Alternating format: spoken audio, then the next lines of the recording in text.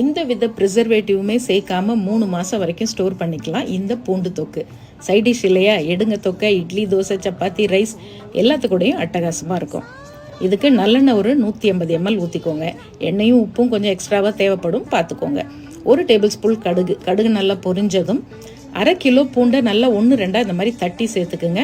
மிதமான தீயில் நல்லா வதக்கணும்.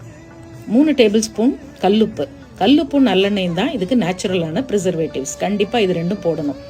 1/2 டீஸ்பூன் அளவு பெருங்காயத்தூள் போட்டு நல்லா வதக்கிடுங்க.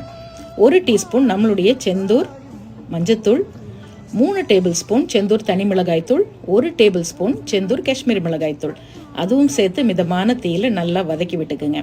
இப்போ எண்ணெய் கொஞ்சம் பிரிய ஆரம்பித்தோன்னே நல்லா 50 கிராம் புளியை இந்த மாதிரி திக்காக பேஸ்ட் மாதிரி கரைச்சி ஊற்றிக்கணும். கூடவே 1 டேபிள் ஸ்பூன் வெந்தயம், அதை நல்லா தனியாக வறுத்துட்டு பொடிச்சு சேர்த்துக்குங்க. இப்போ இது எல்லாத்தையும் நல்லா வதக்கி விடுங்க. கொஞ்சம் நேரத்தில் எண்ணெய் பிரிய ஆரம்பித்தோன்னே சிம்மரில் வச்சு 2 நிமிஷத்துக்கு ஒரு தடவை ஒரு 15 நிமிஷம் வரைக்கும் கிளறி விட்டிங்கன்னா அப்படியே கலர் மாறிக்கிட்டே வரும். நல்ல ஒரு டார்க் டீப் ப்ரௌன் கலர் வந்து எண்ணெயெல்லாம் நல்லா பிரிஞ்சு தொக்கு பதம் வந்துடும். அவ்வளோதான். இது நல்லா ஆறணும்.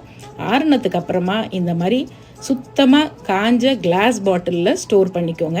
தண்ணி எல்லாம் படாமல் அழகாக ஸ்பூனில் எடுத்து சாப்பிட்டிங்கன்னா கெட்டே போகாது. அட்டகாசமான பூண்டு தொக்கு ட்ரை பண்ணி பாருங்கள்.